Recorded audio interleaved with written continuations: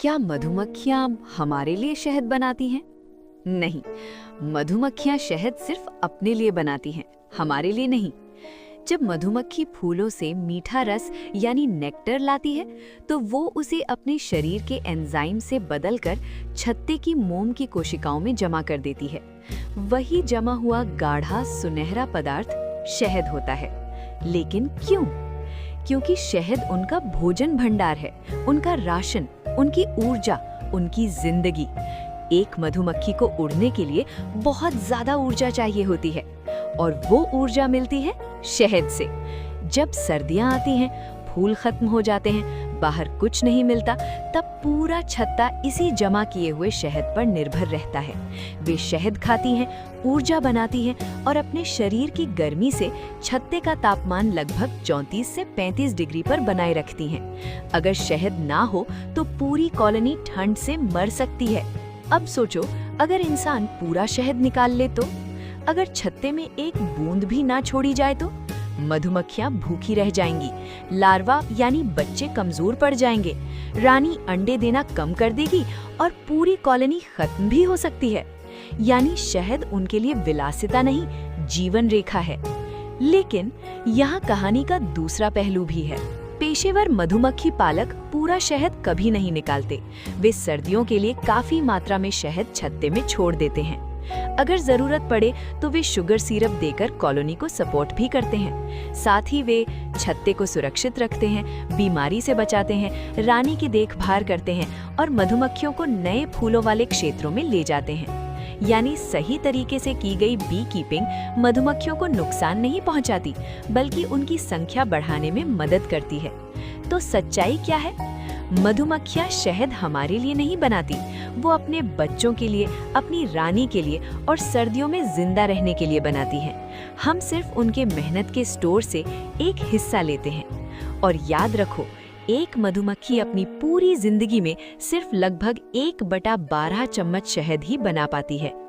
तो अगली बार जब तुम शहद खाओ, सोचना, उसकी हर बूंद में लाखों फूलों की खुशबू और हजारों मधुमक्खियों की मेहनत छुपी है। कुत्ते गाड़ी के पीछे क्यों दौड़ते हैं?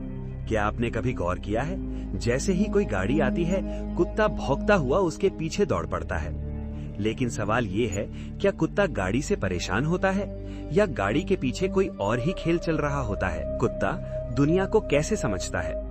इंसान दुनिया को आंखों से देखता है, लेकिन कुत्ता दुनिया को नाक से समझता है। कुत्ते की सूंघने की ताकत इंसान से करीब 40,000 गुना ज्यादा होती है।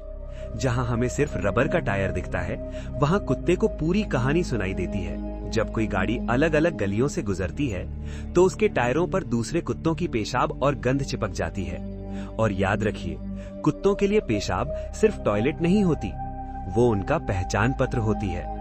यहाँ कौन आया, नर था या मादा, कितना ताकतवर था और इलाका किसका है, सब कुछ सिर्फ गंध से पता चल जाता है। अब जैसे ही गाड़ी किसी नई गली में घुसती है, वहाँ का कुत्ता टायर सूंघता है और उसके दिमाग में अलार्म बजता है, मेरे इलाके में किसी और कुत्ते का निशान। बस यहीं से भौंकना शुरू।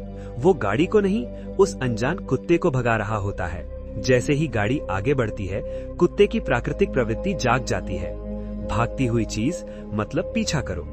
इसीलिए वो गाड़ी के पीछे दौड़ता है, पकड़ने के लिए नहीं, सिर्फ भगाने के लिए। तेज इंजन की आवाज, बुलेट की धड़-धड़ या मॉडिफाइड साइलेंसर, ये आवाजें कुत्तों को खतरे जैसी लगती हैं और इसी वजह से उनका गुस्सा और बढ़ जाता है। गाड़ी कुत्ते के लिए कोई प्राकृतिक चीज नहीं है। वो नहीं जानता कि ये क्या है, बड़ी, तेज और शोर करने वाली चीज।